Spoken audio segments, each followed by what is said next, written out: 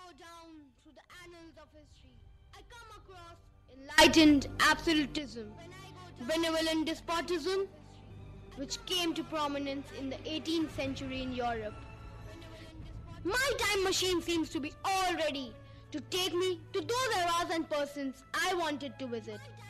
For me, it is a must to visit these despots and to know what were the prime factors which made them impose their thoughts and actions to their subjects. And I wish to have a little tete-a-tete with them. One of the earliest known despots that India and Indian people know is the great Emperor Akbar, and I am very curious to know about his afterthought on bringing Deen-e-Ilahi into society.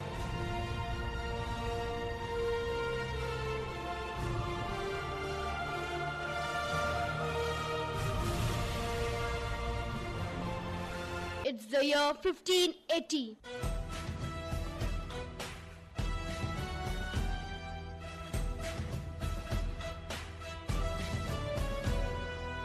Oh my God! Am I meeting the great Emperor Akbar? क्या मैं सचमुच महान सम्राट अकबर को देख रहा हूँ? बिल्कुल दुरुस्त फरमाया मेरे बच्चे। तुम इस करामती अजूबे के जरिए जिस वक्त से यहाँ आए हो, वहाँ तुम अपनी किताबों में मुझे इसी नाम से पढ़ते होगे, शहंशाह हिंदुस्तान जलालुद्दीन अकबर। जी हाँ सर, हम अपनी हिस्ट्री के टेक्स्ट बुक में आपके और आपके द्वारा किए गए महान कामों के बारे में पढ़ते हैं और बहुत गर्व करते हैं। मैं इनमें से ही एक विषय के बारे में जानकारी लेने के लिए यहाँ आया हूँ और वो है दीन-ए-इलाही। ओह, तो आज से सैकड़ों साल बाद भी दीन-ए-इलाही की बात की जा रही है। बहुत खूब मेरे बच्चे, दीन-ए-इलाही का मतलब है ईश्वर का धर्म। सर, क्या मैं जान सकता हूँ कि दुनिया में पहले से ही बहुत सारे धर्म हैं, तो आपने दीन-ए-इलाही क्यों शुरू किया? हाँ, दुनिया में बहुत से धर्म पहले से ही मौजूद हैं और सभी हमें एक अच्छा इंसान बनाने का रास्ता दिखाते हैं।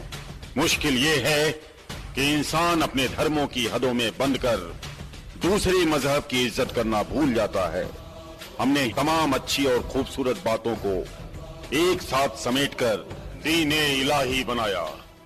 इसके पीछे हमारा मकसद दुनिया को ये बताना था कि इंसानियत सबसे बड़ा मजहब है। और फिर दीन-ए-इलाही खत्म हो गया? नहीं बच्चे, मुगल सल्तनत की नजीर के तौर पर शुरू की गई मेरी ये कोशिश भले ही नाकाम रही हो, लेकिन मुझे यकीन है कि दुनिया में जब तक नेकी रहेगी, दीन-ए-इलाही रहेगा। आपका बहुत बहुत शुक्रिया महान सम्राट Akbar. Catherine II of Russia in the year 1750.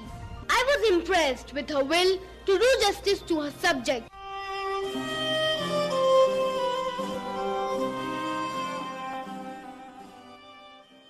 Your Highness, why did you conspire to kill your husband?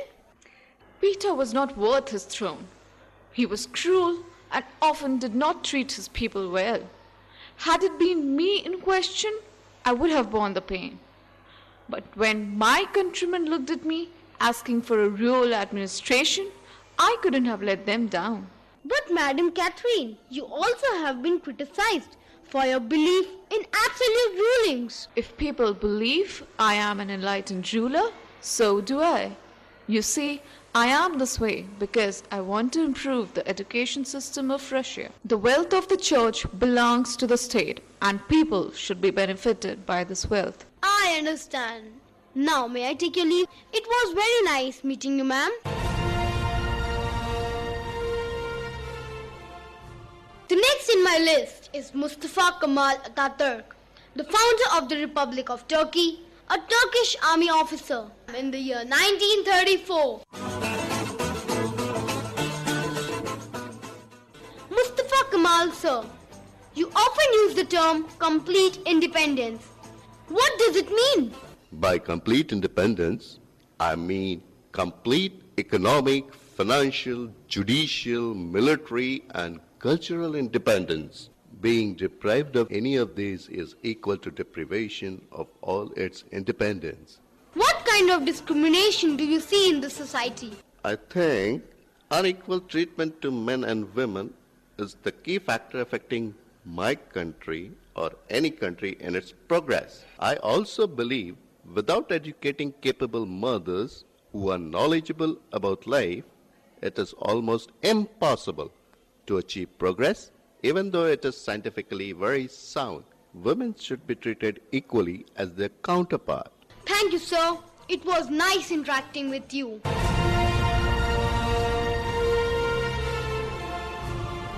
Frederick II ruled Prussia in the year 1760. Was an enthusiast for French ideas.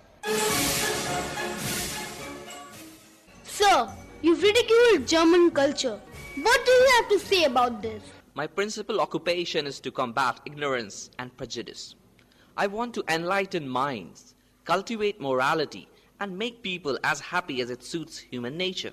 How do you plan to do that? I plan to revamp and standardize the judicial system. I have liberalized control of the press. I dream of Berlin as a cultural capital with great development in science and technology. Thank you, my lord. Your dreams and aspiration will definitely take your land to greater heights of glory. The next person I am visiting is Chief Joseph in the year 1877.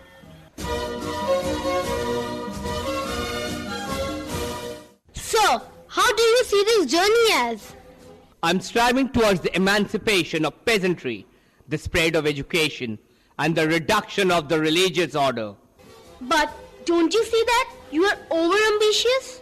Possibly, but I hope to promote unity, and so I have made the use of the German language compulsory. I have abolished the death penalty and intend to make my people happy.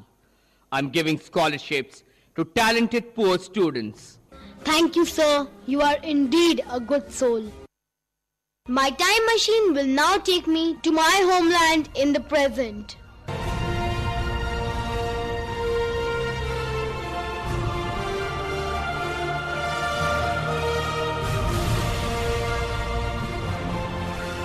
So these were those few people whom I met traveling back in time.